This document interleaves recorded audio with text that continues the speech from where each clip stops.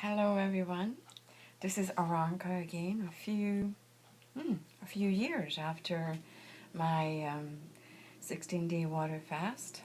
And I've received a few questions, and I figured maybe this is a really good um, a reason to produce another small video and to answer those questions.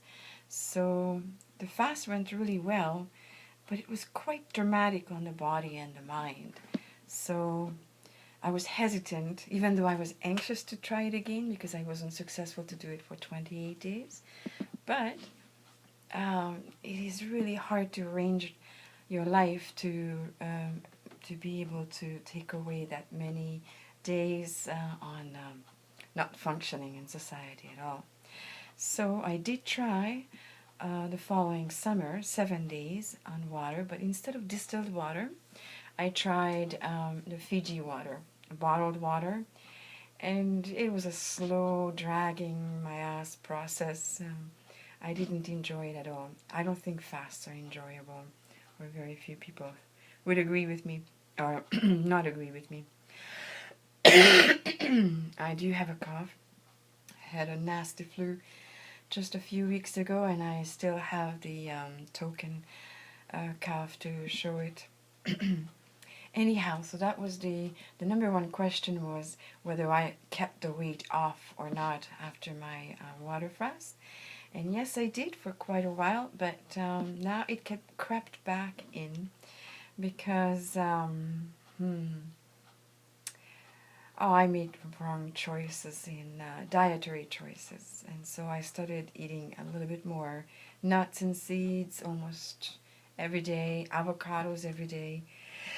Bad cough. And also there's this wonderful chai that at my favorite restaurant I would drink, and I was just right back at the bad habit of drinking chai, which has either cow's milk or soy milk. So I was doing back and forth, back and forth. Soy doesn't taste good, cow milk doesn't taste good, but the chai tasted so good.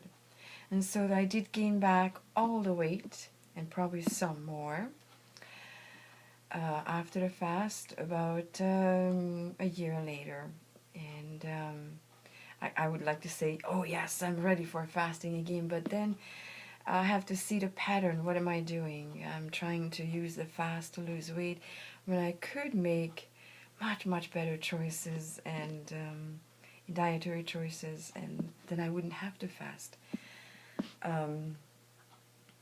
So just to finish this topic, I am back on, for a few months now, back on the McDougall plan, which is high in starches, focus on starch, and some vegetables, and some fruit.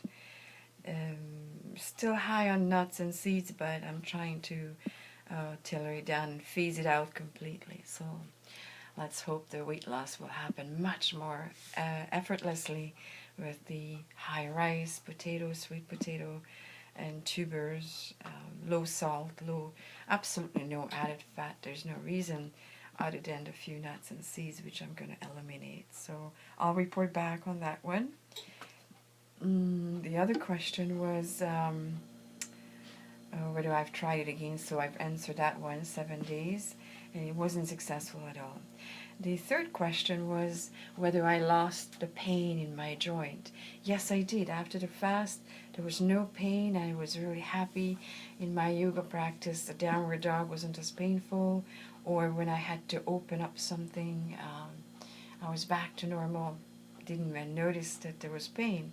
However, as the days and months went by, it did creep back on, so I have the pain back, not as full as it used to be, so the fingers are not there anymore, but the base of the palm is still, it came back.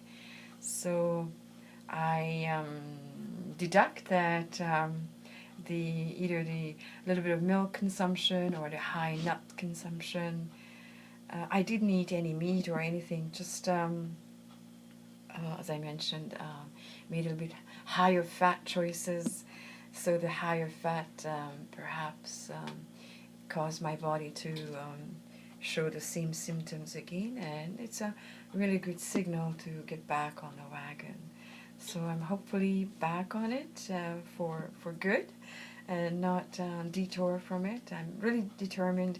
I've read so many articles and blogs of Dr. McDougall and Dr. Esselstyn, and I'll report back in a few months of my progress. I don't recommend fasting for weight loss at all. It's not successful. Even fasting on coconut water or fasting on, which is not technically a fast, on vegetable juices, it is just pure torture because we're meant to eat. So why not eat the right stuff and then the weight just drops off? And my yoga practice is great, although not as great as it could be, or it used to be, since the added weight just makes it more difficult. And I could feel the same complaint as I have the base of the wrist, a little bit in the knee joint, a little bit in the hip joint.